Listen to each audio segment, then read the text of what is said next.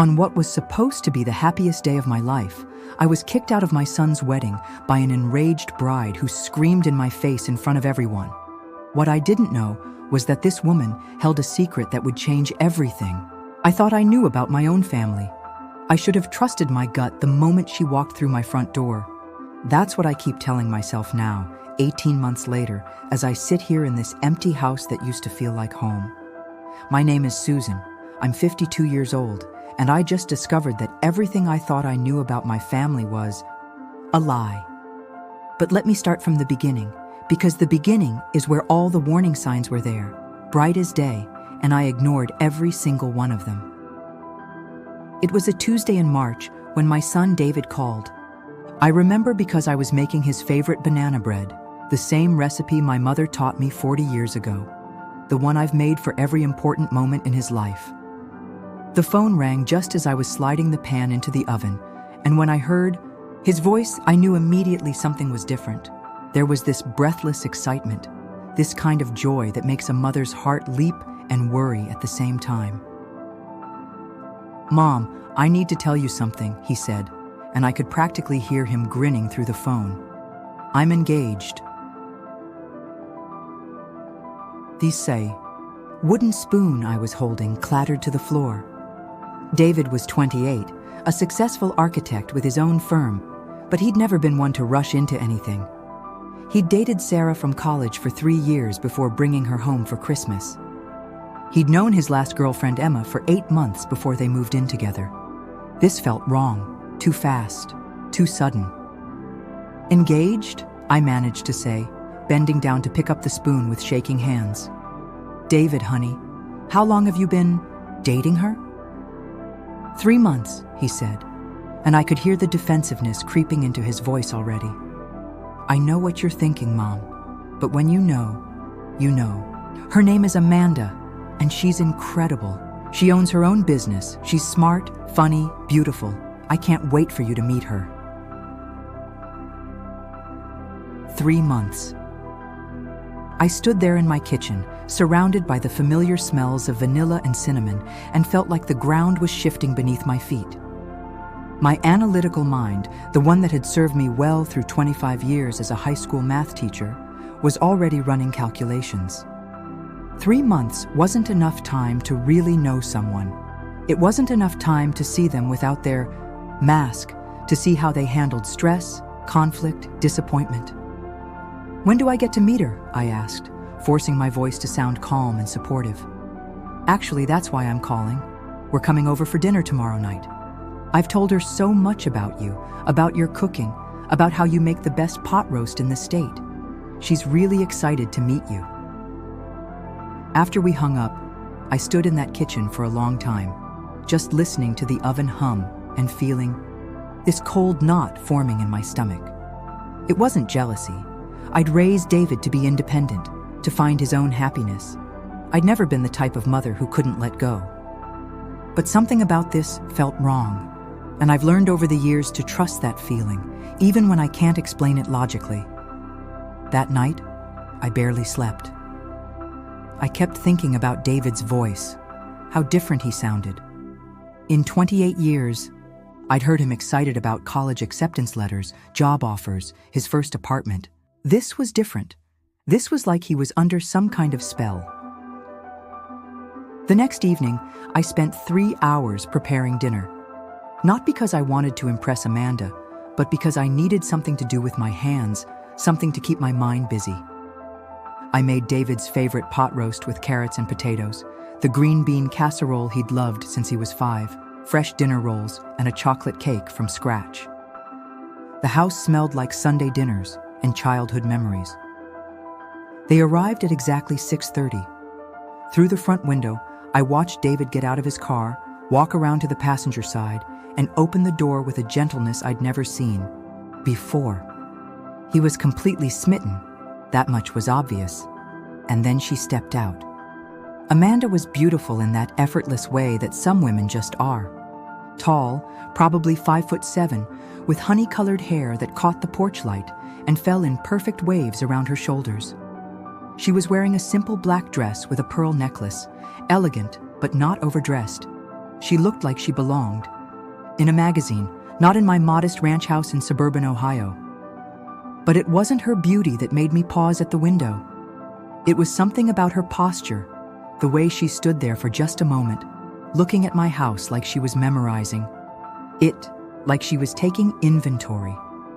I opened the front door before they could knock, putting on my biggest smile. "You must be..." "Amanda," I said, opening my arms for a hug. "Welcome to the family." She stepped into my embrace, and for just a second, I felt her tense up. It was subtle, just a slight stiffening of her shoulders, but I noticed it. Then she relaxed and hugged me back, and when she pulled away, her smile was radiant. "Mrs. Chen," she said, "I'm so honored to finally meet you. David talks about you constantly, and this house, it's exactly like he described it. So warm and welcoming." Something about the way she said, "exactly like he described it," bothered me, but I couldn't put my finger on why. I led them into the dining room where I'd set the table with my good china, the set my mother had given me when I got married. "Oh my goodness," Amanda said, stopping in the doorway. "Is that the Spode Christmas tree pattern? My grandmother had the same set. She used to tell me stories about each piece." I stared at her. The Spode Christmas tree pattern wasn't exactly common, but it wasn't rare either. Lots of families had it. But the way she said it, like she knew something specific about my set, made me uncomfortable. During dinner, Amanda was everything David had said she would be. Charming, intelligent, interested in everything I had to say. She asked about my teaching career, my garden, my book club. She complimented every dish, asked for recipes, laughed at my stories about David's childhood. By all accounts, she was perfect. But perfect is what bothered me. No one is that perfect, that interested in their future mother-in-law's every word. And there were little things, tiny inconsistencies that I couldn't ignore. When I mentioned that David used to love fishing with his grandfather, she nodded and said, "Yes, at Miller's Pond, right? He said it was your dad's favorite spot." David looked confused. "I never told you about Miller's Pond," he said. "That was way before I was old enough to remember the name." Amanda laughed it off. "You must have mentioned it and forgotten. You know how you are with details." But I knew David. He was an architect. Detail was everything to him. He didn't forget things like that. After dinner, while David was loading the dishwasher, Amanda offered to help me put away the leftovers. We stood side by side in my kitchen, wrapping containers in foil, and I decided to test my growing suspicions. "You know," I said casually, "I keep meaning to ask David about his great-aunt Ruth's recipe for lemon bars. She passed away when he was 15, and I can never remember if I wrote it down correctly." "Oh, the one with the shortbread crust and the extra lemon zest?" Amanda said without thinking. "That recipe is amazing. I've been meaning to ask him about it too." My hands stilled on the container I was holding. There was no great-aunt Ruth. I'd made her up on the spot. But Amanda had not only agreed that the recipe existed, she'd added details that made it sound real. "Amanda," I said quietly, "who are you really?" She looked up at me then, and for just a moment, her mask slipped. The warm, charming smile disappeared, and I saw something cold and calculating in her eyes. Something that made my blood run cold. "I'm the woman who's going to marry your son," she said, her voice perfectly steady. "And I'm going to make him very happy." Then David came back into the kitchen, and her smile returned like nothing had happened. "Your mother is incredible," she told him, reaching up to touch his cheek. "I can see where you get your kindness from." They left an hour later, with promises to have us over to her apartment the following week. I stood in my doorway, waving goodbye, watching David open her car door again with that same careful tenderness. As they drove away, I realized I was shaking. That night, I called my sister Jennifer in California. It was past midnight her time, but I needed to talk to someone, needed to know I wasn't losing my mind. "Jen, I need you to be honest with me," I said. "Am I the type of person who would dislike someone just because they're marrying David?" She was quiet for a moment. "Susan, you're the most giving person I know. When David dated Sarah, you bent over backward to make her feel welcome. You drove 3 hours to her college graduation. You sent her care packages during finals week. What's going on?"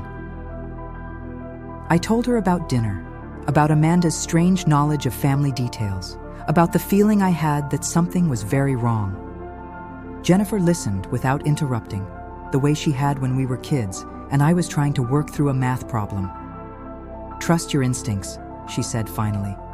"You've always been good at reading people. If something feels off, it probably is." But trusting my instincts meant potentially losing my son. Over the next few weeks, David and Amanda became inseparable. They had dinner with me every Sunday, and each time, Amanda was perfect. She brought flowers, helped with dishes, asked about my students. She remembered details about my life that even David sometimes forgot. She knew that I preferred tea to coffee in the afternoons, that I had allergies to shellfish, that my favorite color was sage green. It was like she had studied me, memorized me, learned everything. There was to know about me and my family. But how was that possible when David had only known her for a few months? One Sunday in May, Amanda arrived wearing a bracelet that made me stop breathing. It was a simple gold chain with a small heart. Charm, nothing particularly special about it except for one thing. It was identical to one I'd lost 20 years ago. Not similar, identical. Down to the tiny chip on the edge of the heart where I'd accidentally hit it against a doorframe. "That's a beautiful bracelet," I said, trying to keep my voice steady. "Thank you," she said, touching it absently. "It's been in my family for years. My mother gave it to me before she died." I excused myself and went to my bedroom, pulled out the old jewelry box where I kept photos and mementos. There, in a faded picture from David's 8th birthday party, was my wrist with that exact bracelet. The same chip, the same everything. When Naritsayu, I came back downstairs. David and Amanda were looking at photo albums on the couch. She was laughing at pictures of David as a baby, pointing to one where he was covered in chocolate cake. "He was such a messy eater," she said fondly. "Look at him, he's got cake everywhere." "Actually," I said, sitting down beside them, "that's not cake, that's mud. He was playing in the garden after a rainstorm and fell face first into my tomato plants." Amanda's smile faltered for just a second. "Of course," she said, "I should have looked more carefully. But the thing was, I told that story wrong on purpose. It really was chocolate cake in that photo, from David's 2nd birthday. I'd lied to see how she would react, and she'd gone along with it instead of correcting me like any normal person would have done."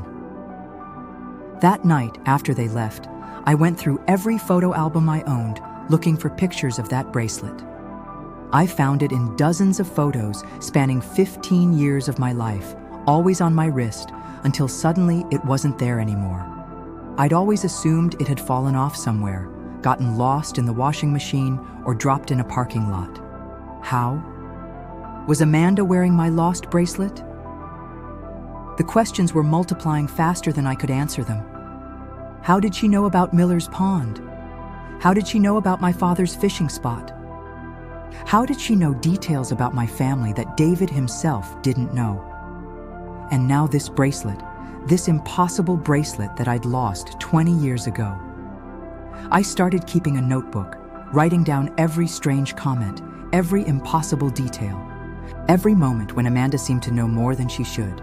The list grew longer each week. She knew that I'd broken my ankle in high school and still favored my left foot when I walked.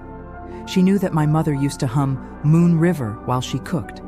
She knew that I'd had my appendix removed when David was 3 years old, even though David was too young to remember, and it wasn't something that would come up in casual conversation. The scariest entry in my notebook was from a Sunday in June. Amanda had mentioned, seemingly offhandedly, that she thought the living room would look better if I moved my reading chair to the corner by the window instead of next to the fireplace. "You'd get better light there in the afternoons," she said, "for your crossword puzzles." The thing was, I'd never mentioned that I did crossword puzzles. I kept a book tucked between the cushions of that chair, but it wasn't visible unless you were specifically looking for it, and I only worked on puzzles when I was alone in the house. It was like she'd been watching me, studying my habits, learning my routines. But how was that possible? The engagement party was scheduled for the end of July, just 4 months after they'd met. Amanda insisted on planning everything herself, said she wanted it to be perfect. She chose the venue, a historic mansion downtown that I'd never heard of, but that somehow felt familiar when I walked through it. She handled the catering, the flowers, the invitations. She even chose the music. "I want everything to be meaningful," she told me. "I want it to reflect who David and I are as a couple and where we come from." But when I looked at the decorations she'd chosen, the menu she'd planned, the songs she'd selected, they didn't reflect David at all. They reflected me. My favorite flowers, my preferred color scheme, music from artists I'd loved in my 20s but never talked about anymore. It was like she was planning a party for me, not for her and David. The invitation list was another source of concern. Amanda had included people I knew, but had never mentioned to David, neighbors from years past, colleagues from schools where I'd taught a decade ago. When I asked her how she'd gotten their names and addresses, she said David had given them to her. But when I asked David about it privately, he looked confused. "Mom, I don't even know most of those people. I thought you gave her the list." 2 weeks before the engagement party, I couldn't take it anymore. I hired a private investigator, a retired police detective named Frank Morrison, who'd been recommended by a friend. I felt guilty about it, felt like I was betraying David's trust, but I needed answers. "I need you to look into someone named Amanda," I told him, sliding a folder across his desk with every piece of information I had about her. "Amanda Claire Winters. She owns a boutique downtown called Sophisticated Lady. She's engaged to my son, and I think she's lying about who she is." Frank was a quiet man in his 60s, the kind of person who inspired confidence without saying much. He looked through the folder carefully, nodding occasionally. "What specifically concerns you?" he asked. I told him everything: the bracelet, the impossible knowledge, the feeling that I was being watched and studied. He listened without judgment, taking notes in a small pad. "I'll need a few weeks," he said. "Maybe longer. People who are good at creating false identities don't make it easy." While I waited for Frank's report, the engagement party approached like a storm I couldn't avoid. David was happier than I'd ever seen him, talking about wedding plans and honeymoon destinations. Amanda had moved into his apartment, and they were looking at houses in the suburbs, talking about starting a family. I tried to be happy for him. I tried to push down the growing certainty that something was terribly wrong. But every Sunday dinner became more surreal. Every conversation with Amanda felt like a performance she was giving just for me. The weekend before the party, Amanda came over alone while David was at work. She said she wanted to help me decide what to wear, wanted to make sure we coordinated colors. But when she walked into my bedroom, she moved around like she'd been there before, opening drawers and closets with the confidence of someone who knew where everything was. "This would be perfect," she said, pulling out a dress I hadn't worn in years. It was buried in the back of my closet, behind clothes I actually wore regularly. "The color would be beautiful on you." "How did you know that was back there?" I asked. She paused, her hand still on the dress. "Lucky guess," she said, but her voice was different, colder. "It's exactly the type of thing someone with your coloring should wear." That afternoon, she insisted on looking through photo albums again, said she wanted to understand more about David's childhood, but she didn't. Look at the photos like someone learning about their fiancé's past. She looked at them like someone confirming memories, like someone who'd already seen them before. When she got to a picture of David's 5th birthday party, she smiled and pointed to a woman in the background. "Who's that? She looks familiar." Looked at the photo. The woman was barely visible, just a partial profile in the corner of the frame. "That's my neighbor's sister, visiting from out of town. I barely knew her myself." Amanda said, still staring at the picture. "She just looks familiar." But there was something about the way she said it, something that made me think she wasn't trying to remember where she'd seen the woman before. She was testing whether I would remember. The night before the engagement party, Frank Morrison called. His voice was grim, professional, but I could hear the concern underneath. "Mrs. Chen, we need to talk.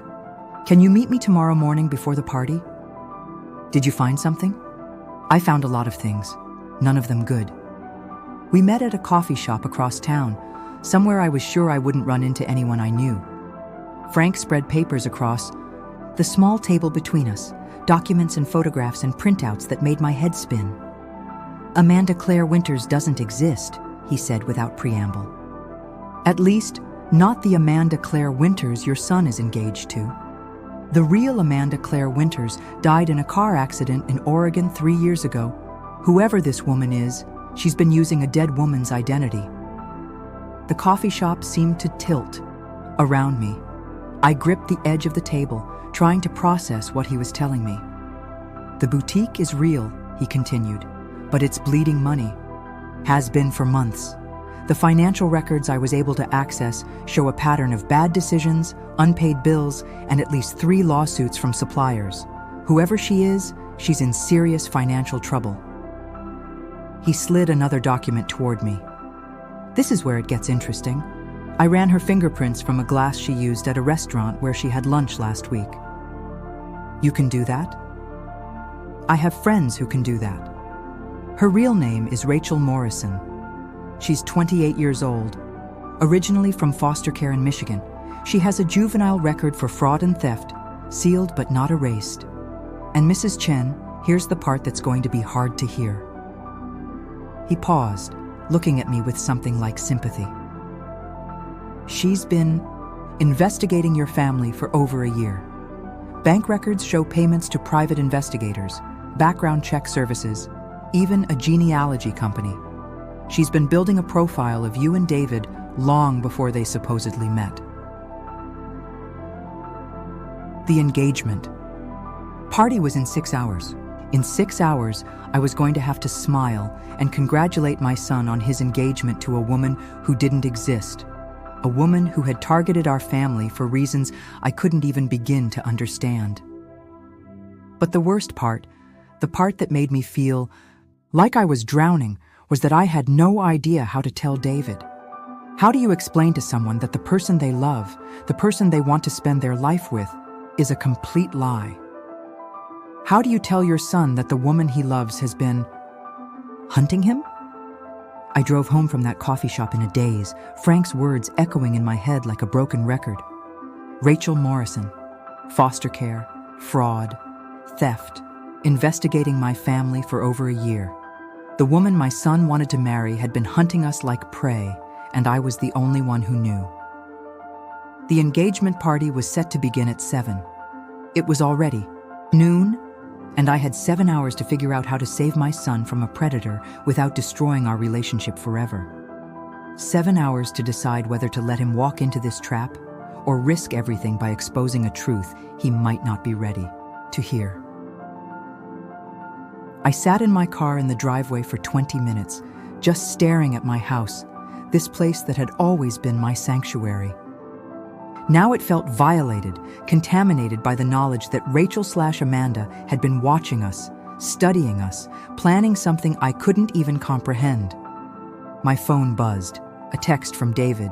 "Mom, can't wait for tonight. Amanda is so excited. She keeps saying how much it means to her to have your blessing. Love you." I stared at that message until the words blurred. How much it means to her to have your blessing. What kind of sick game was she playing? Inside the house, I went straight to my bedroom and pulled out the dress Amanda had chosen for me. The one she'd found buried in the back of my closet, like she knew exactly where to look. I held it up to the light, and for the first time, I really looked at it. It was navy blue with small silver buttons, elegant but conservative. The kind of dress a mother would wear to try not to upstage the bride-to-be. But it was also the exact dress I'd worn to David's high school graduation 8 years ago. I had pictures to prove it. How had she known about this specific dress? How had she known it would be perfect for tonight? I hung the dress back up and reached for something else, something she hadn't chosen. A burgundy wrap dress that made me feel confident and strong. If I was going to war tonight, I needed armor. The afternoon crawled by like torture. I tried to clean the house, tried to prepare myself mentally for what was coming, but all I could do was pace and think and try to figure out what Rachel's endgame was. Why target David? Why target our family? What did she want from us? At 4 o'clock, David called. "Mom, I'm heading over to help Amanda get ready. The caterers should be at the venue by now, setting up. Are you okay? You sounded weird when I talked to you yesterday." "I'm fine, honey," I lied, "just excited for tonight." "Good. And Mom? Thank you for being so welcoming to Amanda. I know it can't be easy, sharing me with someone else, but she really loves you, you know. She talks about you all the time." After he hung up, I sat on my couch and cried. Real, ugly tears that I'd been holding back for months. My son was in love with a lie, and I was about to destroy his world. At 5:30, I called Frank Morrison. "I need more," I said. "I need something concrete, something undeniable. David won't believe me based on what we have." "I'm working on it," he said. "But Mrs. Chen, you need to be careful tonight. If she realizes you know who she really is, if she feels cornered, there's no telling what she might do.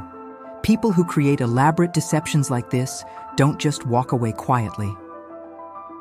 "What are you saying?" "I'm saying that someone who spent over a year planning this, someone who's willing to steal a dead woman's identity and infiltrate your family, isn't going to give up easily. Watch yourself tonight." The Riverside Manor was lit up like a fairy tale when I arrived at 6:45. Amanda had chosen well. I had to give her that. The historic mansion looked romantic and elegant, with tiny white lights strung through the trees and soft music drifting from the main ballroom. If I hadn't known what I knew, I would have been impressed by her taste. I walked through the front doors and immediately spotted David, near the entrance, handsome in his navy suit, greeting guests with the biggest smile I'd ever seen on his face. When he saw me, he broke away from the group he was talking to and came over to give me a hug. "Mom, you look beautiful," he said, kissing my cheek. "That color is perfect on you." "Where's Amanda?" I asked, scanning the room. "She's in the bridal suite upstairs, putting finishing touches on her makeup. She wanted everything to be perfect when she made her entrance. You know how she is about details." I knew exactly how she was about details. She'd been collecting details about our family for over a year. The ballroom was filling up with guests, and I recognized most of them. Family friends, David's colleagues, neighbors past and present. But there were others, people I didn't know.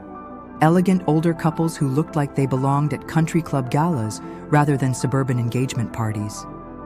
I was talking to my neighbor Carol when I felt someone watching me. I turned around and saw a woman in her 60s standing near the bar, staring at me with an expression I couldn't read.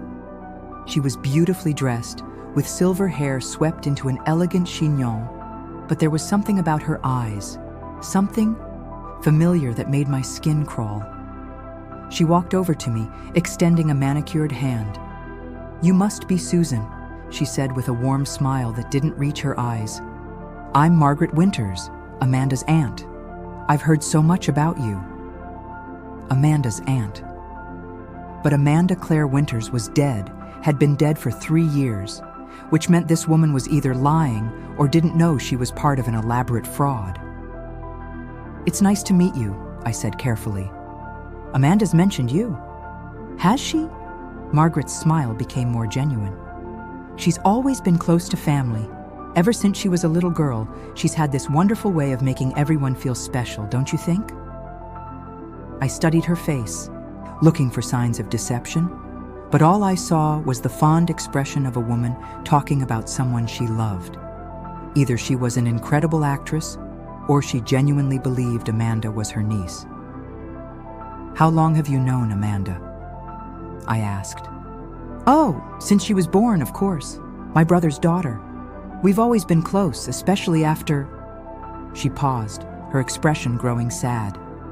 "Well, after her parents died. Car accident, you know. Terrible thing. She was so young." My blood turned to ice.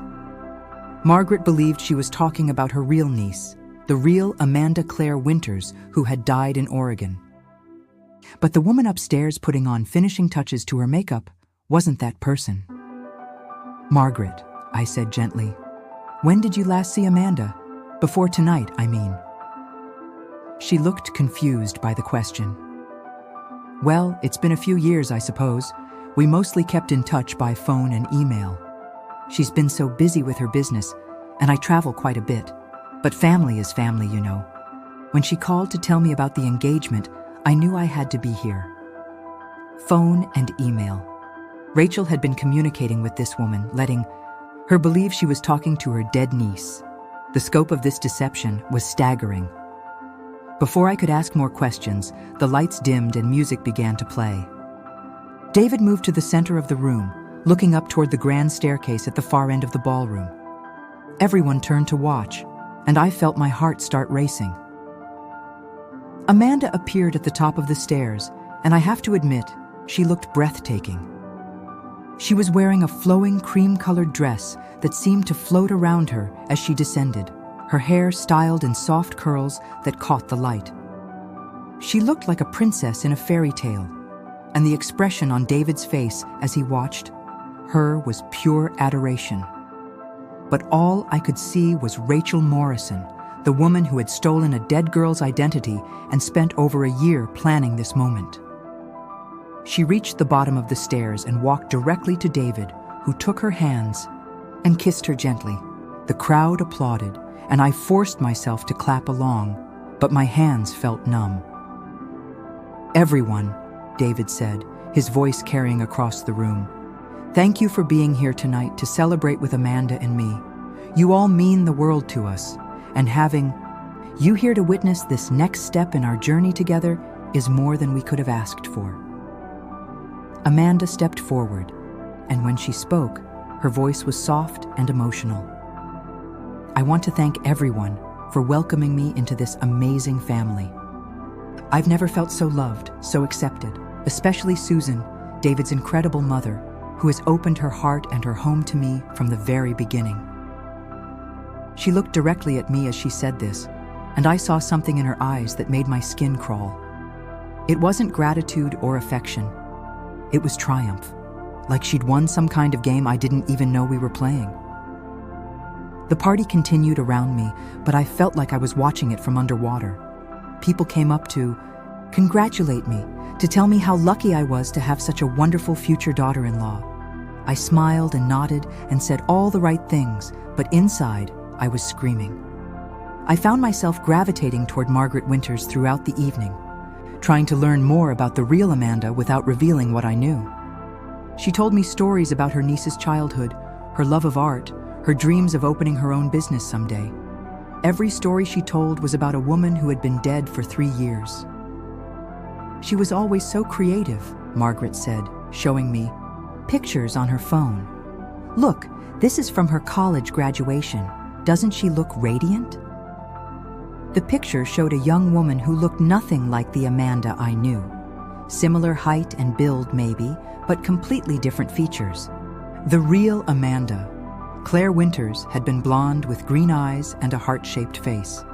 The woman who was engaged to my son had brown hair and blue eyes and angular features. "That's a beautiful picture," I managed to say. I'm so proud of how she's turned her life around, Margaret continued. After the accident, after losing her parents, she went through such a dark time. But look at her now, engaged to your wonderful son, her business thriving. She's finally found her happiness. Thought. Irony was suffocating. Margaret was proud of a dead woman's accomplishments, while the living woman who had stolen her niece's identity was standing across the room accepting congratulations for an engagement built on lies.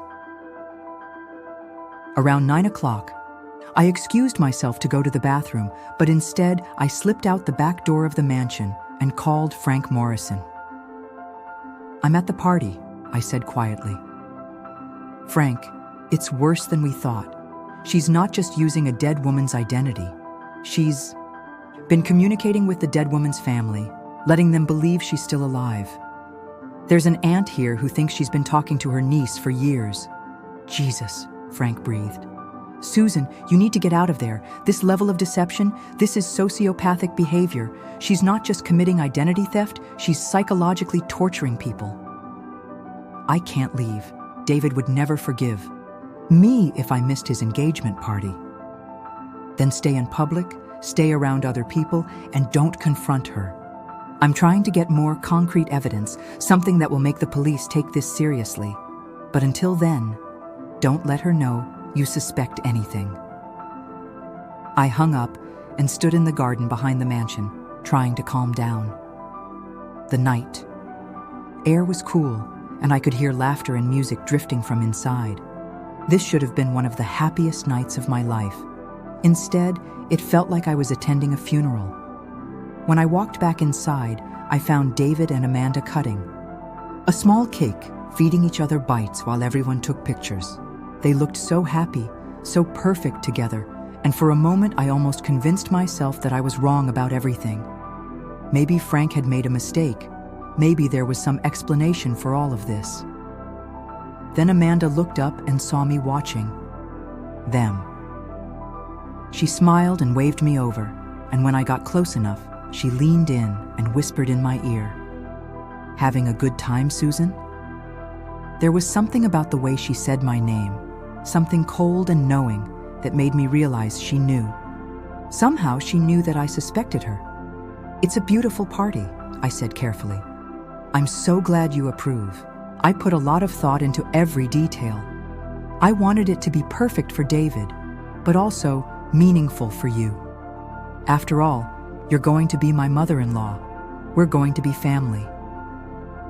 The way she emphasized the word family made me feel sick. As the evening wound down, David found me near the coat check. "Mom, thank you for everything tonight.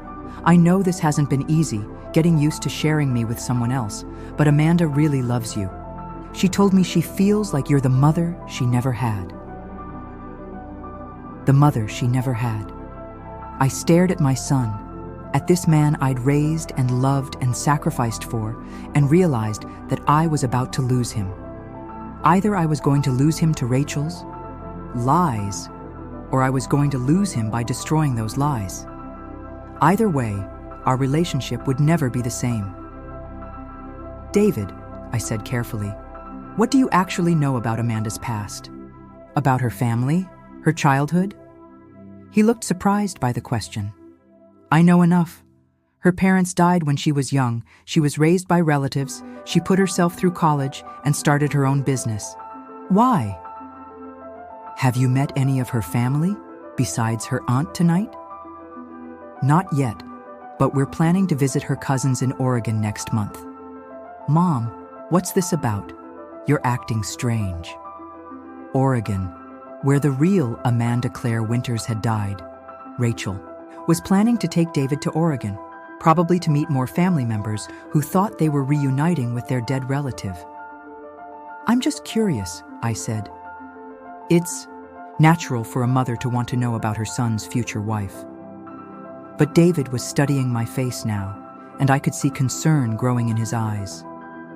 "Mom, if you have something to say about Amanda, just say it. I can handle it." This was my moment. This was when I should tell him everything, show him Frank's evidence, explain about Rachel Morrison and the stolen identity and the year-long investigation into our family. But looking at his face, seeing how happy he was, how much he loved her, I couldn't do it. Not here, not tonight, surrounded by all these people who had come to celebrate his engagement.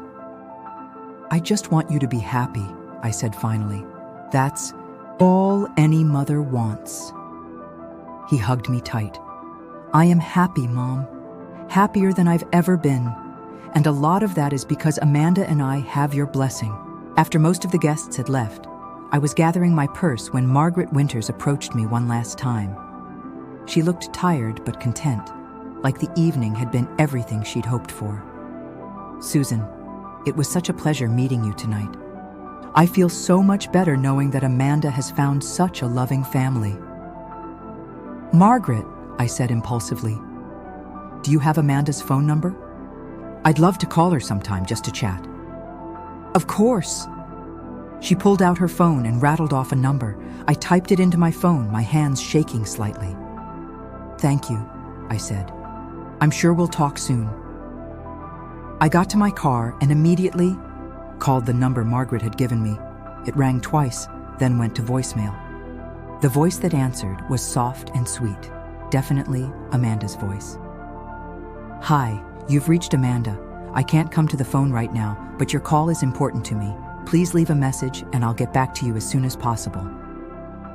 But the thing was, Amanda was still inside the mansion. I could see her through the windows, talking to the catering staff.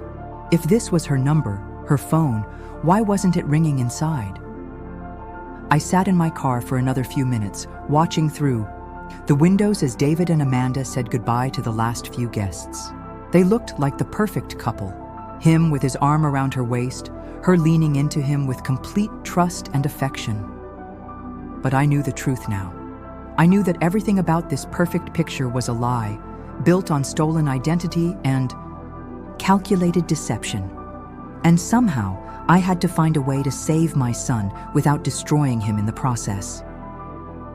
As I drove home through the empty streets, one thought kept running through my mind. What did Rachel Morrison want from us? What was worth a year of planning, worth stealing a dead woman's identity, worth infiltrating our family and our lives? Money seemed too simple. David was successful, but he wasn't wealthy enough to justify this level of effort. Revenge was possible. But for what? We'd never heard anyone named Rachel Morrison, at least not that I could remember. No, this felt personal in a way that went beyond money or revenge. This felt like someone settling a score that I didn't even know existed. And the most terrifying part was that I had no idea what she was planning to do next. I barely slept that night. Every time I closed my eyes, I saw Rachel's face, that cold triumph in her eyes when she whispered my name. She knew I was on to her, and somehow that made her happy. Like she wanted me to know, like the game was more fun when both players understood. The rules. At 6 a.m, my phone rang. Frank Morrison's name lit up the screen, and I answered before the second ring. "Susan, I've got something. Something big. Can you meet me at my office in an hour?" "What did you find?" "Not over the phone. Just come. And Susan, bring any baby pictures you have of David. Old ones, from when he was really young." "Baby pictures? Frank, what does that have to do with anything?" "Just trust me, and don't tell anyone where you're going." Frank's office was in a strip mall between a dry cleaner and a tax preparation service, the kind of place that looked forgettable on purpose. When I walked in, he was sitting behind his desk with files spread everywhere, looking like he hadn't slept either. "Sit down," he said without preamble. "What I'm about to tell you is going to change everything."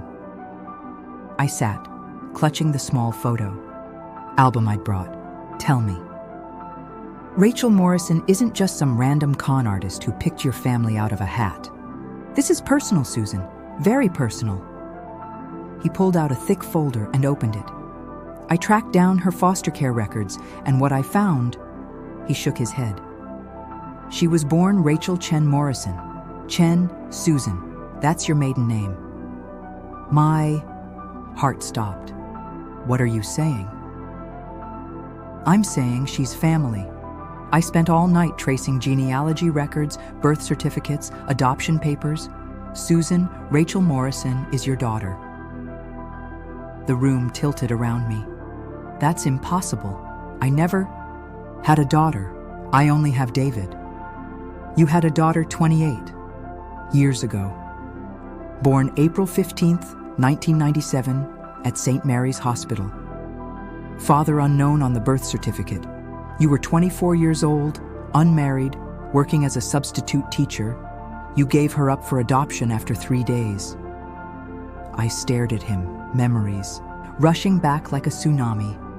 28 years ago. I'd been young, scared, in love with a man who disappeared the moment I told him I was pregnant. I'd hidden the pregnancy from my family, worked substitute jobs to pay for prenatal care, lived in a tiny apartment across town where no one knew me. The baby, I whispered. I gave her to a nice family in Michigan, the Morrisons. They promised to love her. They did love her for 7 years. Then they died in a car accident, and Rachel went into foster care. She bounced between homes for 11 years, Susan. 11 years of being passed around, neglected, sometimes abused. The records show multiple placements, behavioral problems, running away. I felt like I was drowning. The baby I'd given away, the decision that had haunted me for decades, had grown up into the woman who was now systematically destroying my life. Show me the baby pictures, Frank said gently. With shaking hands, I opened the album to the first page. David at 2 days. Old, tiny, and red and perfect. Frank pulled out a photograph from his file and placed it next to David's picture. This is Rachel at 2 days old, from her adoption file. I stared at the 2 photographs and my world collapsed. They could have been the same baby. The same dark hair, the same shaped eyes, the same delicate features. Looking at them side by side, there was no question they were related. She's been planning this for over a year, Frank continued. After she aged out of foster care, she hired private investigators to find her birth family. She found you, found David, learned everything about your lives, and then she created the perfect plan to insert herself into your family. But she's engaged to David, I said, my voice barely a whisper. They're brother and sister. She can't possibly plan to marry him. I don't think marriage is her endgame. I think she wants to destroy you the same way she believes you destroyed her. Think about it, Susan. From her perspective, you kept your son and threw away your daughter. You gave David a loving home and a mother who would do anything for him while she grew up in foster care being passed between strangers. The truth hit me like a physical blow. All those months of watching Rachel insert herself into our lives, learning our habits, winning David's love. It wasn't about David at all. It was about me. She wanted me to watch her steal the most important person in my life, the same way she felt I'd abandoned her. The wedding, I gasped. It's in 3 weeks. She's planning something for the wedding. Susan, you have to tell David the truth. All of it. He has a right to know who she really is, and he has a right to know he has a sister. A sister. The word felt foreign in my mouth. David had a sister, and I'd never told him. For 28 years, I'd kept the secret of his sister's existence. And now that sister was planning to marry him as the ultimate revenge against me. I drove home in a daze, Frank's words echoing in my head. When I got to my house, David's car was in the driveway. My heart started racing. I wasn't ready for this conversation, wasn't ready to tell him that everything he thought he knew about his family was a lie. I found him in the kitchen, making coffee. When he saw me, he smiled that easy smile that had been lighting up my world for 28 years. Morning, Mom. I brought breakfast. He gestured to a box of pastries from our favorite bakery. Amanda had an early meeting with her wedding planner, so I thought we could have a mother-son morning like old times. Mother-son morning. I stared at my beautiful boy, at this man I'd raised and loved and protected, and realized I was about to shatter his world. "David, we need to talk." Something in my voice made him look up sharply. "What's wrong? You look like you've seen a ghost." "Sit down, honey, please." He sat at the kitchen table, and I took the chair across from him, the same chairs where we'd eaten breakfast together for years, where I'd helped him with homework and listened to his teenage heartbreak and celebrated his successes. "David, there are things about our family that I've never told you, things I thought I'd never have to tell you." I took a deep breath. "When you were 3 years old, I went through a very difficult time. I made some choices that I've regretted every day since." "Mom, what are you talking about?" "I got pregnant. I was 24, working substitute teaching jobs, barely making ends meet. Your father and I had been divorced for a year, and this was someone else. Someone who didn't want to be a father." David's face went white. "You had another baby?" "I had a daughter, your sister. I gave her up for adoption because I thought it was the best thing for her, the best thing for both of you. I thought she would have a better life with a family who could give her everything I couldn't." "I have a sister?" His voice was barely a whisper. "David, her name is Rachel, and she's been using the identity of a dead woman to get close to our family. The woman you know as Amanda Claire Winters is actually Rachel Morrison, your biological sister." The color drained completely from his face. He sat there for a long moment, just staring at me, and I watched 28 years of trust crumble in his eyes. "That's impossible," he said finally. "You're lying. You have to be lying." I pulled out the folder Frank had given me, spread the documents across the table: birth certificates, adoption papers, photographs. I wish I was lying. David picked up the photo of Rachel as a baby, held it next to the picture of himself on the refrigerator. I watched the exact moment when the truth hit him, when he saw what I had seen. "She's my sister," he said, his voice hollow. "The woman I love, the woman I was going to marry, is my sister. David, she knows. She's known all along. This is her revenge against me for giving her away." He looked up at me then, and the pain in his eyes was unbearable. "You gave away my sister and never told me. For 28 years, you let me believe I was an only child while she was growing up in foster care. I thought I was protecting you both." "Protecting us?" He stood up abruptly, knocking over his coffee cup. "She grew up alone, Mom. While I had everything, she had nothing, and you never even told me she existed." "David, please. I know I made mistakes, but we need to focus on stopping her now. She's dangerous. She's been planning this for over a year. There's no telling what she might do next." But David was already heading for the door. "I have to talk to her. I have to hear this from her. David, no, don't go there alone. If she knows you know the truth." "I don't care." He turned back to me, and I saw my son transform into a stranger. "Do you have any idea what this means? I've been kissing my sister. I've been... God, Mom, how could you not tell me?" After he left, I sat in my kitchen surrounded by the evidence of my daughter's elaborate revenge and wondered how everything had gone so wrong. I'd thought I was protecting both my children by giving Rachel away. Instead, I'd created a monster who wanted to destroy everything I loved. My phone rang. An unknown number. "Hello, Susan." Rachel's voice was different now, no longer sweet and charming. It was cold, calculating. "I assume you've figured it out by now." "Rachel. Actually, I prefer Amanda. I've grown quite fond of that identity. Your son certainly prefers it. What do you want? I want you to suffer the way I suffered. I want you to lose everything that matters to you, the same way you threw me away like garbage. I didn't throw you away. I gave you to a family who could love you and care for you.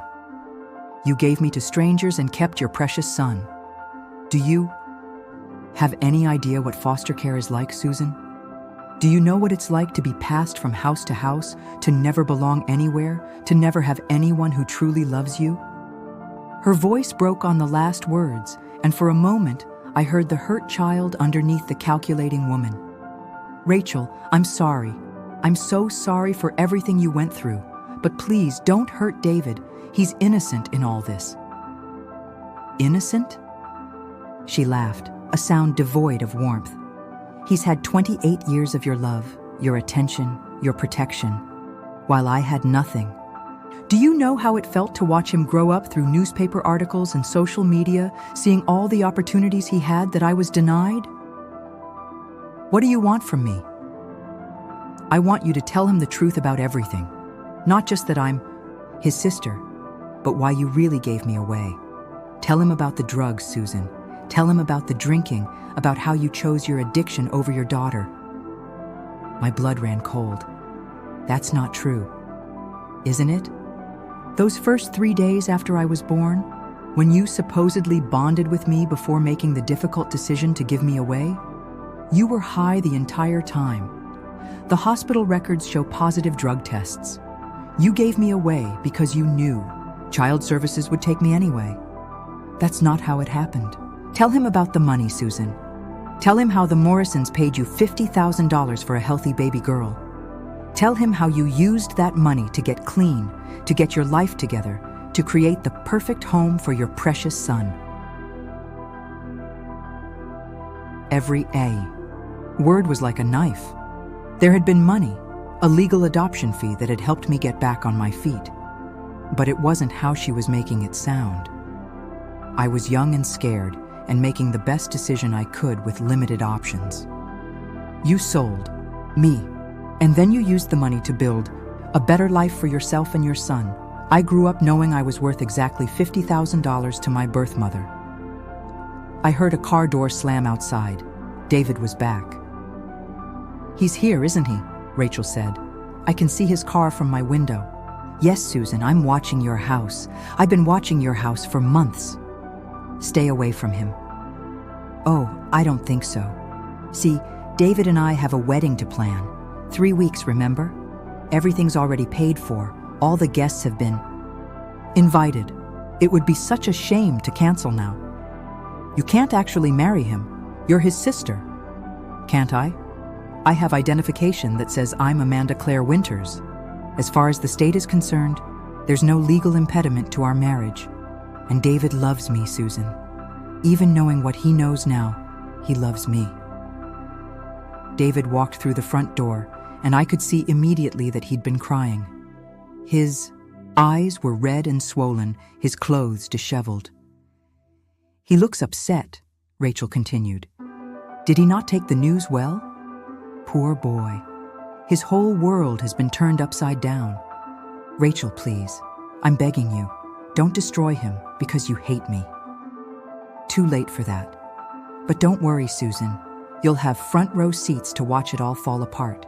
You're still invited to the wedding. I insist. She hung up, and I stared at my phone, at my son standing in my kitchen, looking like his heart had been ripped out. She admitted it, he said quietly. She told me everything, how she found us, how she planned this, how she's been watching us for months. David, I'm so sorry. She also told me about the money, about why you really gave her away. My heart sank. What did she tell you?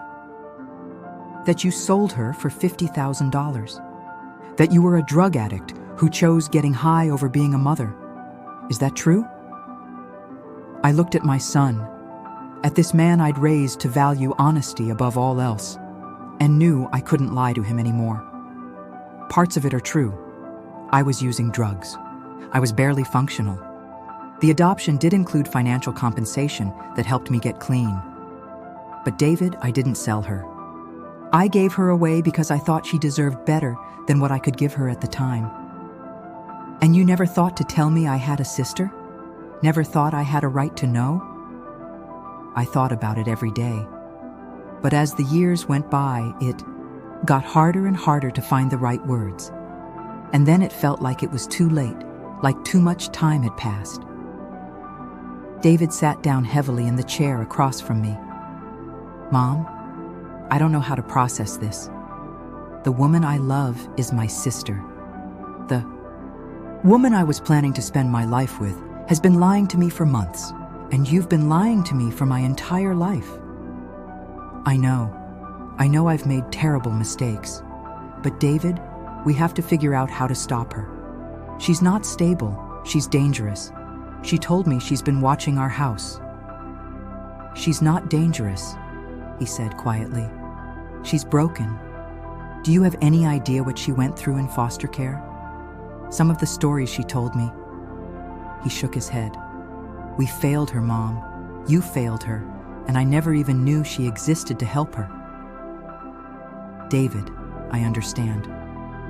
That you feel guilty, but you can't save her. She's spent over a year planning this revenge. She's using a dead woman's identity. She's been psychologically manipulating her dead identity's family members. This isn't just about hurt feelings anymore. What if we could help her now? What if we could be the family she never had? I stared at my son, at his generous heart that wanted to fix everything, and realized he still didn't understand the depth of Rachel's deception. David, she doesn't want to be our family. She wants to destroy our family. The wedding is still happening in 3 weeks, and she expects me to watch you marry your sister as the ultimate punishment for giving her away. We'll cancel the wedding. We'll figure this out. Will we? Because she's not going to just disappear quietly. She's invested too much in this plan, and she's too angry to walk away. As if summoned by my words, there was a knock at the front door. David and I looked at each other, both knowing without being told who was standing on our front porch. Should we answer it? David asked. We don't have a choice. Running away won't solve anything. I opened the door, and there was Rachel, still beautiful, still perfectly put together, but with something wild and desperate in her eyes. Hello, family, she said with a smile that didn't reach her eyes. I thought it was time we all had a proper reunion. She walked past me into the house like she owned it, and I realized that in her mind, she probably did. After all, she was the daughter who had been denied her birthright, and now she was here to claim what she believed should have been hers all along. Rachel, David said quietly, we need to talk. Oh, we're going to do more than talk, she said, pulling a folder from her purse. We're going to plan a wedding, because despite everything you now know, despite all the lies and deception, you're still going to marry me, David. That's impossible. We're siblings. Are we? Because I've been thinking about that, and I'm not sure biology matters as much as choice. I choose to love you. I choose to be with you. And if you really love me the way you claim to, you'll choose the same thing. She opened the folder and spread wedding plans across my kitchen table, right next to the adoption papers and birth certificates, invitations, catering menus, venue contracts. 3 weeks, David. Everything's already paid for, all our friends. And family are expecting to celebrate our happiness. Are you really going to destroy all of that because of something as arbitrary as DNA? I watched my son stare at the wedding plans, saw him struggling with emotions I couldn't even imagine. And I realized that Rachel had been more calculating than I'd ever imagined. She'd made David fall in love with her before revealing the truth, because she knew that love doesn't just disappear when circumstances change. I need time to think, he said finally. Of course you do, Rachel said sweetly. Take all the time you need. But remember, David, I'm the only family you have now who truly understands what it's like to lose everything. Your mother took everything from both of us. Maybe it's time we took something back. She left as suddenly as she'd arrived, and David, and I sat in my kitchen, staring at the wedding plans she'd left behind. "Mom," he said finally, "what are we going to do?" I looked at my son, at the pain in his eyes, at the wedding plans for a ceremony that couldn't happen, and realized that after 28 years of trying to protect both my children, I'd failed them both completely. "I don't know," I said honestly, "but we're going to figure it out together."